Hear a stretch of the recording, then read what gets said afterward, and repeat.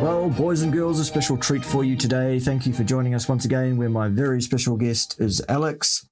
Some of you will remember Alex from, oh God, how long ago was it? I don't know. A couple of years maybe, when we were doing a series of interviews about Alex's journey, I guess, from one place to another. There has been a rocky road along the way, which we may or may not talk about. That's up to Alex throughout this interview. But really, this is a catch-up to see where we're at, what's changed overall, what differences there are, what's been integrated into his life and what hasn't, the state of the economy, the price of fish in China, all of it, really. So, Alex, remind us, for those of us who have never seen you before because they haven't been around the channel that long, who it is that you are and what brings you to the interaction with the carnivore community and all of that, really. Go for it. Well, first of all, let me preface by thanking you for having me on. It's an absolute pleasure to be back and to be speaking with YouTube's foremost authority on nutrition and physiology. Well, thank you very much. It's an absolute privilege. I really appreciate you giving your time to lesser mortals like me. Mm-hmm. My name is Alexander. And just jumping straight into the deep end and not standing on ceremony, I can just simply say that I am one of the many lost souls for whom the standard Western diet has its own catastrophic consequence. In my case, mental health problems in the form of the cyclical trap of constantly being up and down as a consequence of being an addict to refined carbohydrates, and that being my modus operandi essentially since I was a child. For me, my health failure began in 2018 when I was diagnosed with quite acute silent reflux. Not just the kind of reflux that causes a bit of heartburn, although I've heard anecdotally that heartburn can sometimes be so awful that it actually mimics some of the symptoms of cardiac infarction. But no, my reflux tends to send hydrochloric acid sort of halfway up the esophagus where it congregates around the lungs and the heart. And the effects of that is it causes the bronchi of my lungs to constrict, and I have problems breathing sometimes, which are quite alarming. But worse than that, it seems to cause a sort of a surge in my heart, because I can literally feel my heart rate go up momentarily, and the surge causes involuntary spasms. I don't know if it's electrical energy or if it's simply blood being pumped with a higher pressure or velocity, but my limbs will literally flail out, especially when I'm lying horizontally, and I have a sort of a miniature but very, very rapid convulsion, and I've been having those sort of flailings and convulsions and breathing problems since 2018. Quite simply because I am I'm an addict, and I eat massive influxes of sugar, which along with the consumption of the various plant materials that cause distension of the stomach and the fermentation that leads to the gases which can exacerbate that distension. There's just something wrong going on with the valve that permits food from the esophagus and into my stomach, and it's just sort of opening and closing on its own whim. And so when I try to get to sleep at night, if without the assistance of PPIs or antacids, I have a very horrible time indeed. So as time has gone on, I've been engaged in a very slow and protracted journey trying to align myself more and more with I suppose, the mission that's being propagated quite, with dignity and in quite a justifiable way by the carnivore community, of trying to help lost souls like me get past their addiction and their accompanying health problems once and for all.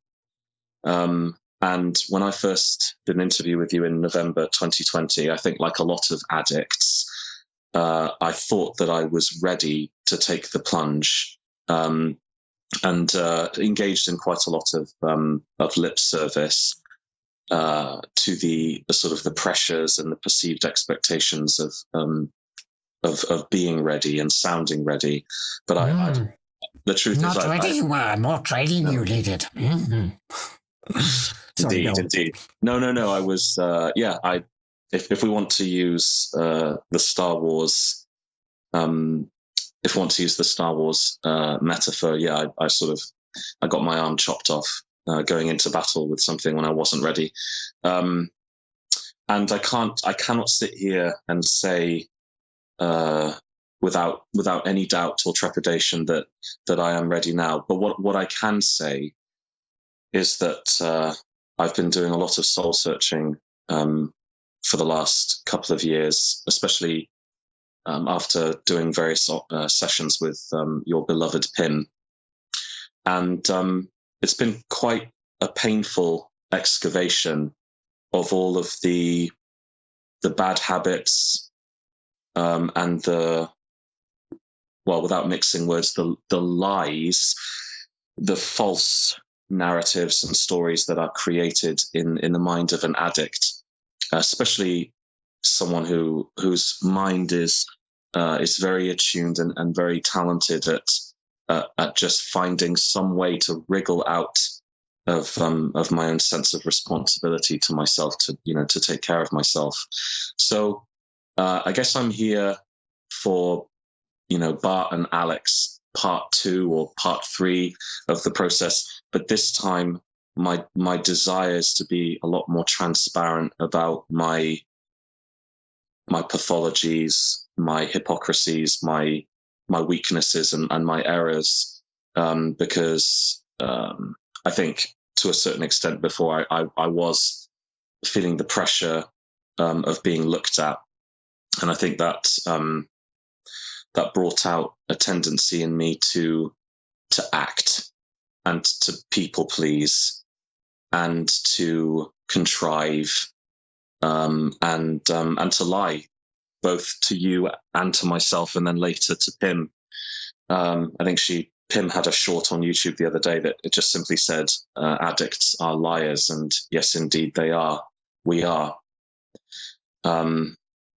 So yeah, I'm still roughly on the sidelines, but I'm still silently from the sidelines absorbing as much as I can, especially from good folks such as yourself who can be trusted to actually have some standards for what passes as a cause and effect statement and what merely passes as an associative statement.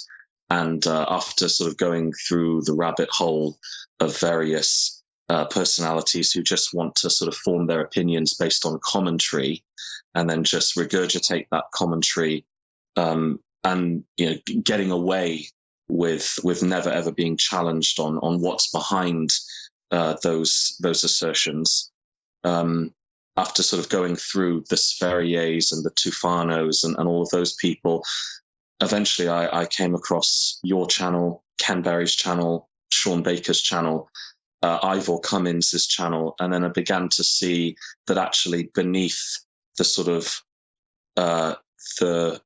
beneath that layer of YouTube channels, which seem to be entirely driven by self-interest, hubris, the egotistical desire to not actually do the work required to truly know what you're talking about, and instead just rush like a child from point A to point B because because being in point B is so gratifying to appear to be an authority on something. I realized that there was actually a deeper cohort of true consummate professionals, people with an academic background, and when I realized that I'd sort of found my rabbis, but first and foremost, you, Bart, you are head rabbi in my eyes. I could finally feel a sense of relief and a sense of safety, that like I could actually be sort of cradled and carried through the process of something which it's to me now, with everything I know, and this is the final thing I'll say to draw this to a conclusion. I'm here to take advantage of the generous assistance that good people like you are providing in order to answer the most glaringly, obviously crucial question that mankind seems to have lost sight of in the last 100 to 150 years, and that is what should we be eating, and what is the link between health catastrophe, mental health catastrophe, and that which one is already eating. So I'm here, I suppose, to be educated, to finally have the courage to get involved and to start my own channel, so that I can demonstrate, as quite a few people are now beginning to, that the most remarkable metamorphosis can occur over a 2 to 3 year period if a person just knuckles down and really sticks to the carnivore diet. And I mean, certainly someone who is of my appearance, being sort of around 21 stone, grossly overweight, and thusly edging ever closer to an age bracket that makes me quite a high, puts me in quite a high risk for something catastrophic to occur because of metabolic disease. So I just want my contribution to be to show people that you can come back from the brink of something, of a horrendous affliction such as addiction and obesity, and actually reclaim agency over one's future and health. So yeah, that's who I am. That's why I'm here, and I'm really happy to be back and to be in the spotlight again, so that I can have all of those aforementioned lies, cowardice, and hypocrisies exposed. I think I need exposing, and I trust you, Bart, and I trust Pim. So I've chosen you to be my rabbi to whom I can confess. Awesome. Well, look, first of all, I'm looking very much forward, as I have for the last couple of years, to actually seeing you bring your social media visibility to fruition, to start your channel, to build your channel, to build your followership. I think it is crucial that people not only see these shiny, immediate, overnight success stories, but I think your journey, your struggle, your battle, your successes, your failure, as ugly as it may be from time to time, this is real world stuff. This is the truth of what it is for someone in your position to basically claw his way out of that situation in whatever way is going to be suitable for you in the long run. It's something that people need to see, and I would encourage you once again today to make that happen as a priority, rather than to pay it lip service and to say, yes, I'm going to start a YouTube channel, and then we wait and we don't see it because Alexander has a setback, or Alexander is telling himself that people don't want to watch that or see that, or whatever the hell it is.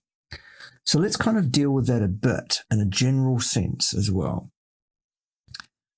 Give us, if you would, your formulation, your take, your understanding on the process by which a person such as yourself, or anybody really, who listens to some Sith Lord, to use the Star Wars analogy, who is programming their mind in a certain way, how does that Sith Lord, with their evil machinations, what exact process do they use to condition your mind, to brainwash you, Alexander, and to get you thinking and your thought processes in line with the way they want you thinking, so that you'll behave the way they want you to behave for whatever evil reason? What's the process? How does that work?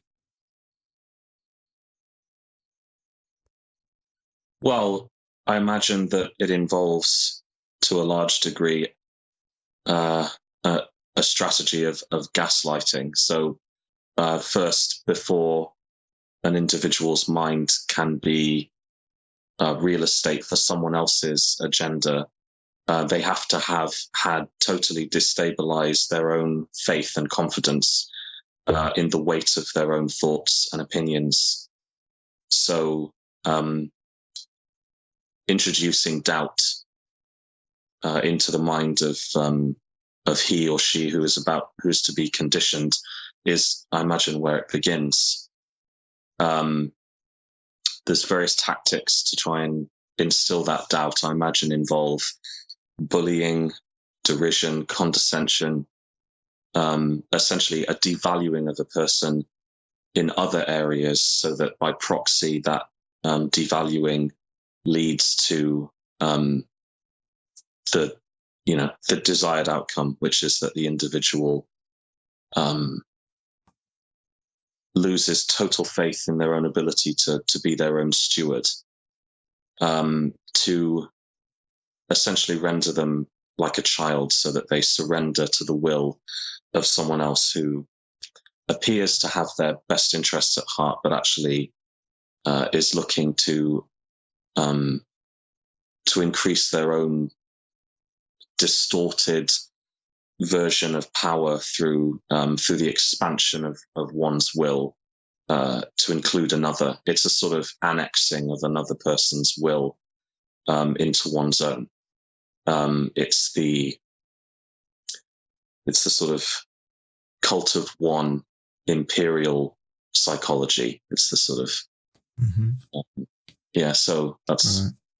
And would you imagine that part of that process would involve that Sith Lord undertaking, with malice aforethought or otherwise, a program of repetition of a falsehood, a construct not based in reality, with authority, confidence, or even with the gaslighting of blowing smoke up your ass, telling you that your bad habit is actually really great and you're doing really well, again and again and again, repetition of the false construct, the falsehood, the lie.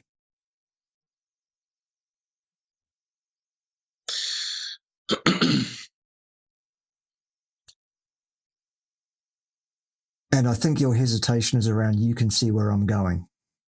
Well, it's well, I mean, in so much as I have been my own, in as much as I have been my own malign master, and I have inculcated into my own mind falsehoods, the hesitation came from the tension of knowing that it's actually been a great battle between one will and the other.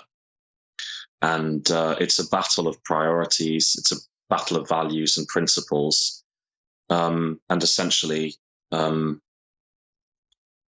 suppose the will that's trying to lead me astray is trying to lead me towards a life of meaning through hedonism. And the voice that's trying to, or the will that's trying to safeguard my well-being and my future is just trying to get through to me the fundamental truth, which is that at some point I'm going to have to square up to the reality that I'm not going to achieve anything significant in my life without making sacrifices. I've been trying to find a way to convince myself that I don't have to make any sacrifices to move forward. The degree to which that's kind of inculcated through a sort of a manipulative, self-destructive, demonic, as Jordan Peterson would say, kind of part of my psychology is, I don't know. That I think I'm not qualified to even go near any of the sort of the lexicon of that field. But yeah, yes, inculcation is part of it. And no, I won't just nod my head and assume that I know where you were going with that. I instead, I'm going to ask for full disclosure. So where were you going? Well, I was going to tell you to look in the mirror and see whether you see a Sith Lord. So you did actually hit it squarely on the head with your assessment of where I was leading you.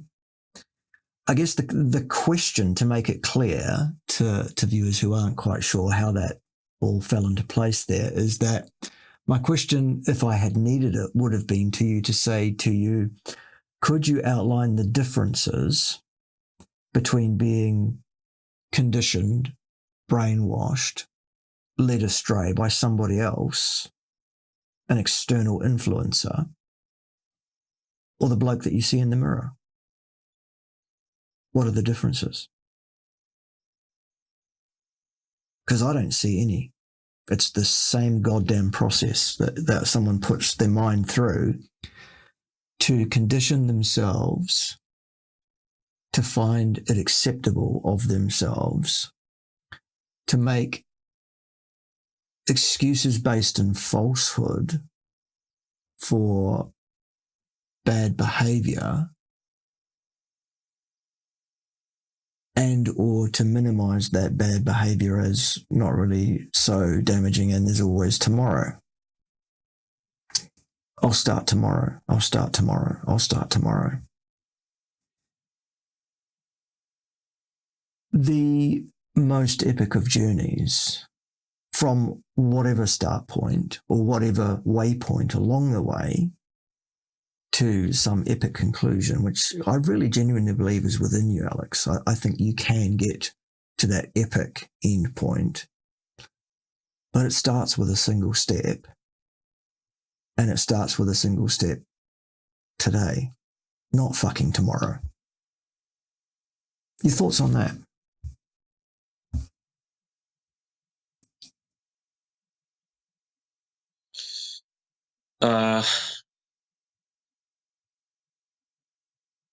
I think it would be,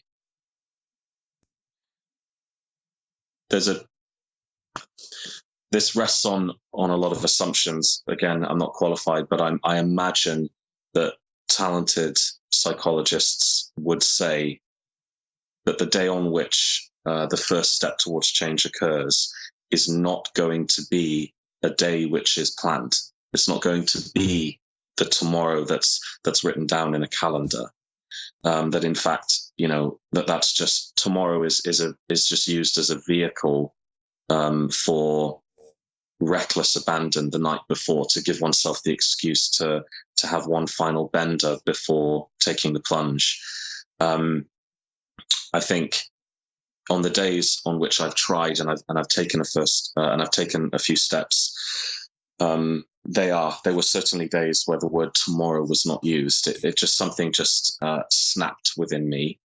And such a thing did occur midway through January, when I felt the tremendous weight of all of my poisoning and all of the sugar and alcohol I've been consuming since Christmas. And I just felt, I just had this horrible, heavy feeling of being weighed down by toxicity. Not even tired or cloudy and with brain fog. It was like it was what I would have imagined to be the midpoint between discomfort and an actual pain. Like I could almost feel like I was on the road towards the sort of pain that I would probably feel in my 50s and 60s if I went down this awful path. So on that day, I just took every single carbohydrate in the house and put it into a bin and threw it away, and took whatever was worth keeping to a friend and just gifted it to them. I went to Lidl and I bought like something like 50 kilos of pre-cooked white rice.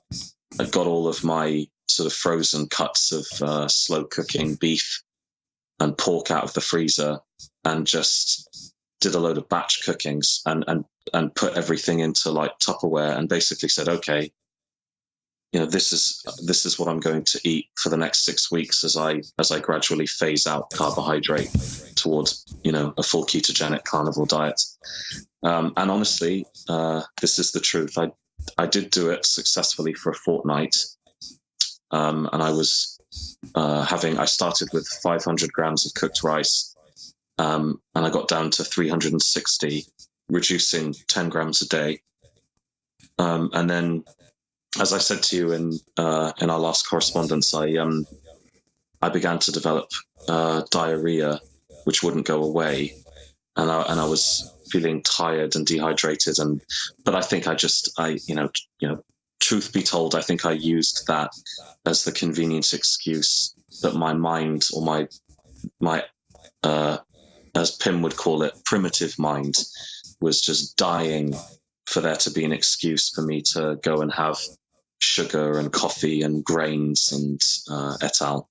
So I began the path, I began walking it, but I abandoned it after 2 weeks.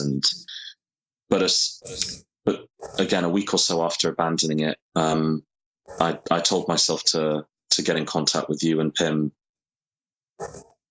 to squash any potential for a protracted period ensuing in which I would just waste more of my life and more of my time. So yeah, I want to throw myself back into the mix and be accountable again, and just start again, Awesome. which I shall. Right. Well, I personally welcome that. I think that it's no mean feat and it's no easy task to bring yourself to a realization that you can mold the reality around you to your will, or you can divorce yourself from that reality at your peril. There is nowhere in between, I don't think. You cannot negotiate with this thing. It is do or do not. There is no try. And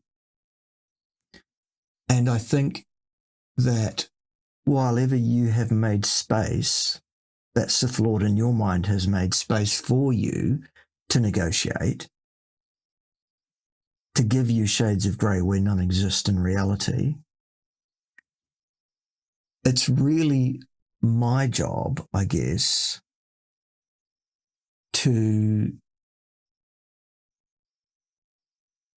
continue to remind you that you must, in my mind anyway, you must be resolute and firm with yourself. You must not try and negotiate yourself to a shade of grey.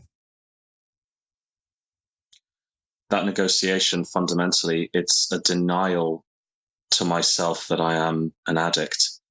It is, it's trying to reframe the reality to make it seem like I am in control, and I need to be an addict cannot moderate. No. There is no moderation for Alexander. There is comply. Or your other option is don't comply and then face the consequences of that. and you're talking about what happens in your 50s and 60s, I would suggest to you, this is the tough love part of the show, that if you continue to negotiate and attempt to moderate where you don't have that capacity, which is actually just a form of disguising failure, and you continue to fail, there is no guarantee you will see your 60s.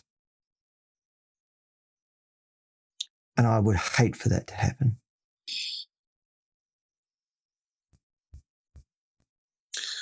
So would I. There are still many, many people for me to antagonize and annoy over the next 30 years, so I don't want to Well, I'll cop some of it. I'll take some of it on the chin.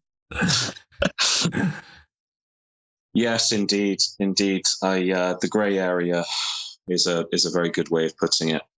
And for me, the grey area is constructed of narratives about the importance of pleasure, culture, hedonism, traveling. The carnivore diet as a concept is a tremendous inconvenience to the various dreams that I've had over the last decade of going traveling. For me, in my mind, I have built up associations for traveling, which basically amounts to just gorging myself both on equal quantities of food and the delights of the female.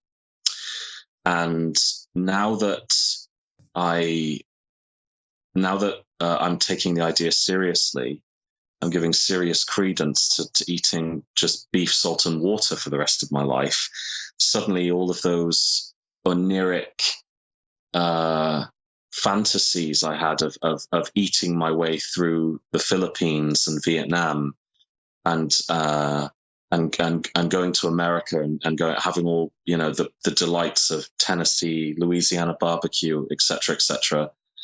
Now I close my eyes and all I can imagine is this sort of awkward, resentful inconvenience of having to just try to seek out restaurants or supermarkets or shops or farms or butchers that just simply sell a half-decent steak. And it's in my own mind, it is a tremendous fall from grace from something quite exciting and glamorous to my previous mindset to something that, frankly, I'm struggling to find any other categorization for other than just vital or medical or sensible or crucial. So I'm having to grow up. I'm being confronted with a need to grow up. And it brings up some incredibly powerful energy, which can be utilized by your Sith Lord against me, because I haven't been abroad since 2011.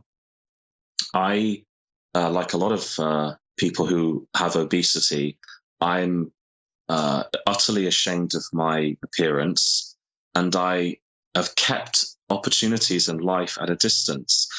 Jordan Peterson released a video 2 days ago that I haven't watched it yet, but I have a fair idea of what it's about. The title simply reads, to young men, do not miss the adventure of your life. Well, I'm afraid it's already too late for me,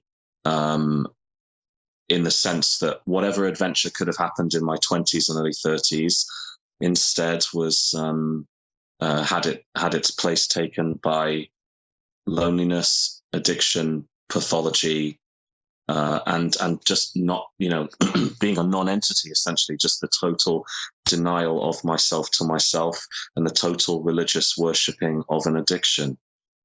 And so when I think about the fact that I've just renewed my passport, which hasn't been valid for over 10 years, when I think about how year after year after year, I looked in the mirror and said, nope, you're too fat. Do not go on holiday. You don't deserve it yet. You haven't earned it yet. And besides, do you want to take your 9 stone overweight, hideous, corpulent, ball of undulating protoplasma onto a beach on the south of Italy and scare away the infants. No, of course not. Get on a diet, get to the gym, get the idealized, unobtainable body that you've been fantasizing about, and then you'll be finally ready to live. Well, I am living proof, and I want all of your viewers to know this. Don't be like me, because if you allow yourself to become the way I've become for the last 15 years, you will tell yourself next year, for many years until they're gone. And now I have my passport, and of course, a great, tragic, torturous irony is that I am simultaneously, I'm in this sort of strange duality in which I'm finally ready to be a fat, unsightly blob on a beach, because I suppose I'm past the embarrassment, the sort of the neurotic embarrassment and self-consciousness of one's 20s. I'm past that now. I'm finally ready to just be unsightly in public. So I have my passport, and I would quite like to go abroad. However, I cannot, with everything that I now know, I cannot justify to myself having this food tour, which I've been dreaming about for the last 10 years. I cannot just go and eat all of the pasta in Rome and all of the cream cakes of Austria and all of the, the various meat dishes, which are all deep fried in fucking vegetable oil in places like Southeast Asia. I can't go to America and have carbs on top of carbs on top of carbs and just torment my body even more with the deleterious effects of the Randall cycle. I cannot, I won't be able to physically or emotionally let myself feel the pleasure and the satisfaction. I'll be riddled with cognitive dissonance the whole time. So ladies and gentlemen, it's gone. It's gone. And confronting that it's gone brings up all of this guilt and shame and regret and self-loathing for not actually living my life for the last 15 years. And I suppose right now I'm struggling to not allow those narratives to find a concrete home in my consciousness. I really don't want to have to spend the next 10 or 20 years trying and failing to apologize to myself. This is something, I don't know if you're familiar with the author. Do you know David Foster Wallace? No. Yeah, Foster Wallace, he wrote the seminal book at the end of the 20th century called Infinite Jest, which speaks about the change in American consciousness away from guiding principles towards the cult of one, the me generation, and how essentially the consciousness of America moved away from consciously worshipping things to unconsciously worshipping them, which he presents as a far more dangerous state to be in, because America essentially replaced the conscious worshipping of God with the unconscious worshipping of pleasure, materialism and the self, and that it's in part responsible for this massive outbreak of addiction, especially in the 90s with things like heroin. And Foster Wallace, he wrote a lot about addiction, struggled with addiction himself, and he hanged himself in 2008. I guess it was spoken of by his nearest and dearest as being a case of no longer waking up with a good reason to not kill himself anymore. And one of his closest acquaintances, Michael Silverblatt, who is a sort of one of the seminal readers of the world, like a true devotee to the novel, who adored every opportunity to interview Foster Wallace. He said posthumously in 2012 during a kind of a panel about the life of Foster Wallace that the two of them spoke intimately about their journey through alcoholism and how it basically stole 15, 20 years of their lives that they could never get back. And Silverblatt said that, like, one of the last things Foster Wallace said before he hanged himself, which continues to haunt him to this day, he said, for all of the years that I lost to addiction, I don't know if I'm ever going to have enough time in the rest of my life to apologize to myself for doing that. And I feel that at the moment, if I'm not careful, what I'm really struggling with is to not fall into that trap of, I just simply, I don't understand existentially. I don't understand how to look at the sheer scale of the damage I've done to myself and utilize that stark realization and imagery and messaging from my subconscious to, like, transmutate it into a will to better myself, but somehow escape all of the trappings of guilt and shame and self-recrimination and self-chastisement. It's like I have to, it's I suppose in an analogous sense, it's kind of like, it's not a very good one, maybe it's crude and vulgar and poorly thought out, but this is what has come to me. It's the equivalent of, like, a parent having to forgive someone for murdering their child because that person was in a psychosis. They literally were sort of someone else while they were doing it. They didn't go to prison because it wasn't done with one of the terms you like to use, malice and forethought. It just happened, and it was officially diagnosed. They went into a psychiatric facility, and when they were recovered, they came out. It's like it's in a sort of an act of restorative justice. It's almost like going up to the parent and saying, "Forgive me," and that's kind of how I feel. I feel like I have to look at the last 15, 20 years of my life as like being in a state of psychosis, doing so much harm to myself, destroying 2 decades of my life, and somehow being able to just say, it wasn't your fault.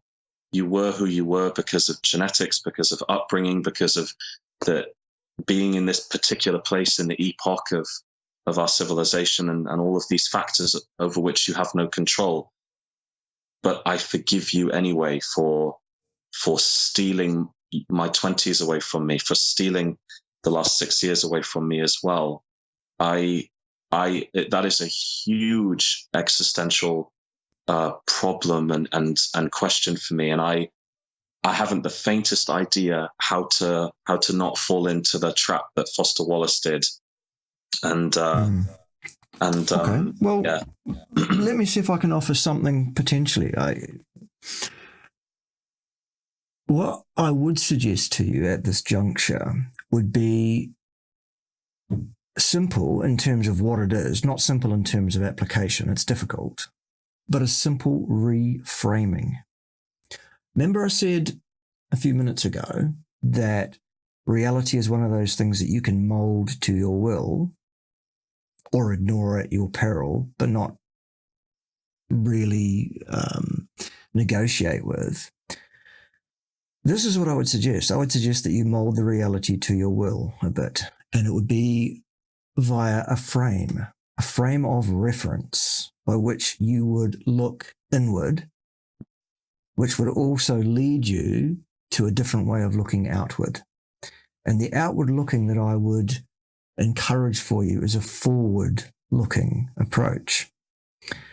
And it's based on the following fairly unassailable logic, I would have thought.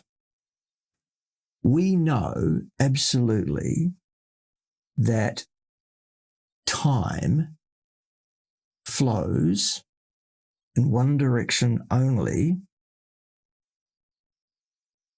ranging between no flow, zero passage of time, through to a fairly almost infinite rate of the flow of time in the forward direction, depending on your frame of reference, your inertial frame of reference. What I'm suggesting to you is we understand that there is no way to travel backwards in time. That is physically impossible. It is against the laws of physics. Therefore, the logic you must apply to that is that there is absolutely nothing whatever that you can do to influence what was.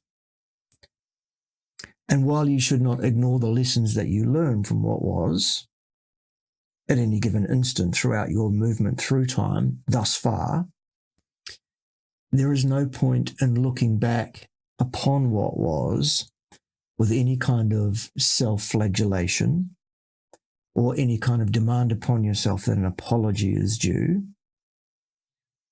or in any way framing what occurred as anything other than a learning experience at that time in some way. So what we're going to do is draw a plane that cuts through not only the invisible penises, but also through the very center of your being. And it's an infinite plane that goes in every direction where you are unable to look back on that, except with a viewing glass of, this is what occurred. This is what I did. This is how I acted. There is no emotion involved in any of it. There cannot be, because you cannot affect what was, what you did, what you said, how it was. You can have no influence over that. So it's just a set of facts.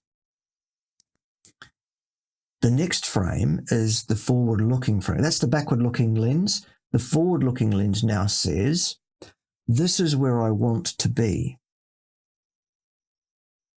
My focus is on this goal out here. And while ever out here exists no more in reality than back there, that's the one you can influence by acting here, today, in a way that is capable of leading you towards that goal without fail every day, without making excuses, without saying, I'll start tomorrow, without conjuring up this cesspool of self-deprecation, flagellation even, denigration. It's about walking a path. The simplest way to get from A to B is to walk a straight line there. In the case of an addict, there is no deviation from that path because moderation is not within your current scope of skill, ability. There are people who can moderate and there are people who must abstain. I believe the addict is one who must abstain. And I think that's the reframing that is probably necessary. So if I was to give you one, if I was able to get inside your brain and twiddle some knobs and do the Ted thing, because Ted likes to twiddle his knobs, doesn't he?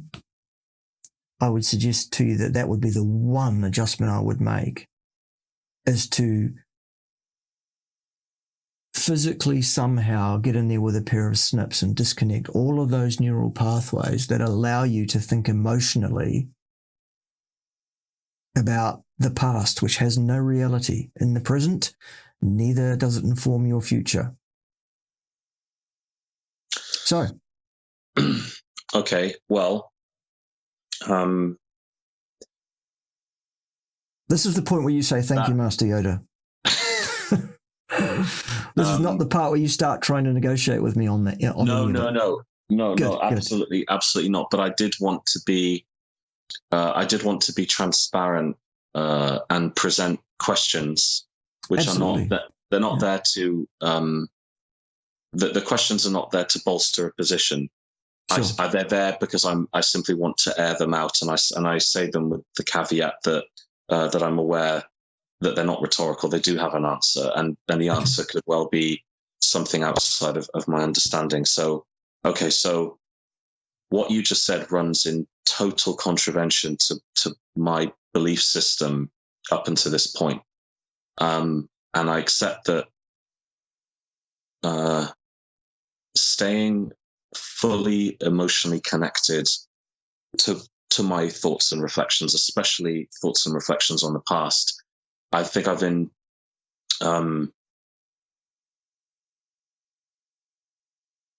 I've never seen the need,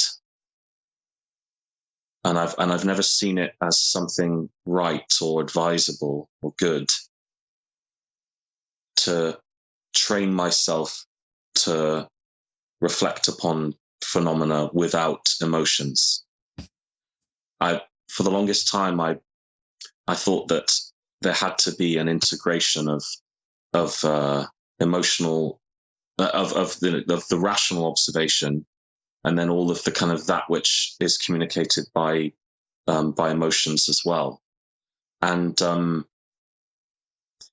I suppose I never wanted to even entertain the idea that they could be in conflict, and that sometimes they're not complementary and they're not synergistic, and that actually there is a time for one and not the other.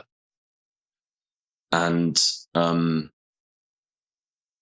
I think I've trained myself to an extreme degree to go in the other direction, which is to just automatically assume that the thoughts which are born out of my the sort of the emotional response are there to communicate some sort of wisdom, when in fact they, based on what you've just said, it heavily implies that that things can go wrong with emotions, namely dysregulation. And when one permits oneself to become emotionally dysregulated, and then permits further for that dysregulation to sort of to find its way in the brain and to dictate narrative and dictate action.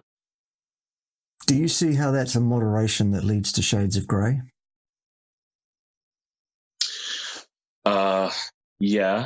Yeah, for sure. Because what I'm suggesting for you is, at least at this time, for the foreseeable future, it's about abstinence. And one of the things it is my belief that you must abstain from is the self-destructive pathway of looking backward at past behavior in a self-deprecating, self-denigrating, self-flagellating fashion. I'm not saying don't cherish memories that were good, experiences that were great. The blockade I'm talking about with this plane is the one that says you must not, for 1 second, entertain any thought of guilt for what was, because you cannot change it. You cannot go back there and do it different. You can only do what you do from this point forward differently. For example, go on your fucking trip, but reframe your expectations, your wants, and your desires of that trip around those sights, those sounds, those experiences, that culture, other than the need to go and pack your skin full of a bunch of toxic shit that will kill you. Get that out of your thinking about the whole thing. Reframe what the trip is about and go and do it. Yeah? Yeah, I suppose my justification for remaining hyper emotional when reflecting is that emotions have the effect or the utility or the perceived utility of creating a strong physiological response to the question of consequences, to the question of perhaps how I've hurt myself and hurt others, and that there's a certain weight, there's a certain weight to those feelings, and that they can be leveraged into into becoming the opposite of the person who caused. Well, there's nothing wrong, nothing wrong at all with retaining and being cognizant of the knowledge. I behaved in this fashion and the result was. And using that knowledge to inform your future behavior. That knowledge, while it can be imbibed with emotional content, that is fine. I'm not saying you should become an automaton, you should become unemotional. I'm telling you that the one emotion you need to control is guilt, which is tied up with the self-flagellation, the self-deprecation, the all of that nonsensical, unhelpful, self-destructive milieu. And the one linchpin there is guilt about what you did back then, whatever that was. God, there are things I've done in my life that, given another shot at, I would do totally differently. If I felt a sense of maudlin self-deprecation about all the things I've ever done badly in my life, Jesus, Alexander, I would not be with us. You would not believe some of the shit I've done in my life. You simply wouldn't believe it. Some of the ways I've treated other people at various times, for example, and some of the ways I've treated myself throughout my now nearly 51 years of experience on this crazy rock.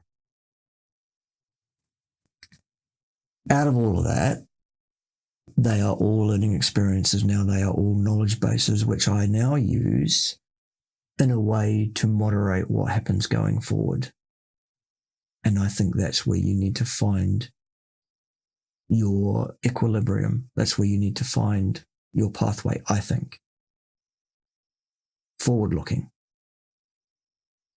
I'll let that sit with you. Our time has expired for today.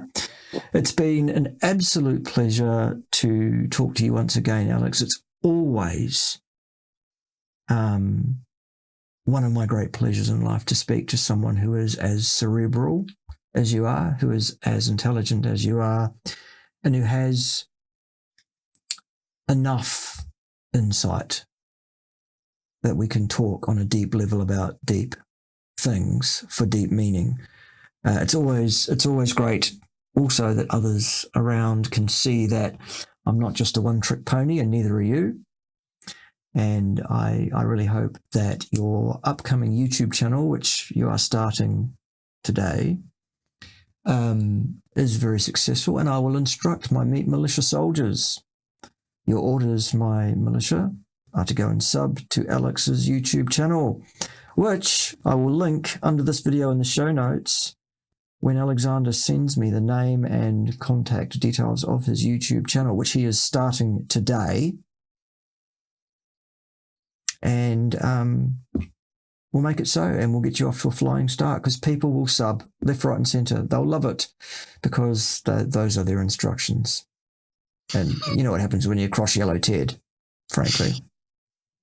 He will show up with the wetsuit with the bottom cut out and his bucket of soapy frogs. You don't want that. The Field Marshal is not as forgiving as I am. Yeah. No. All right, Alexander, it's been great. I've enjoyed it. I hope it's been of some value to you and also to the viewers in some way. Disclaimer, I'm not a psychiatrist. I'm not an expert in addiction. I'm not claiming to be. I'm just giving some ideas based on my experience of the world, which I hope are useful. Well, you're a fellow crackpot, aren't you? So. Well, absolutely a fellow crackpot, yes, and also a fellow addict and hedonist, so there we go, for what it's worth. All right, boys and girls, hope you enjoyed it. See you next time, when probably someone will be wrong on the interwebs, and it'll probably be Paul Saladino again. See you then. Thank you so much, Bart. Thank you. Not at all, my pleasure.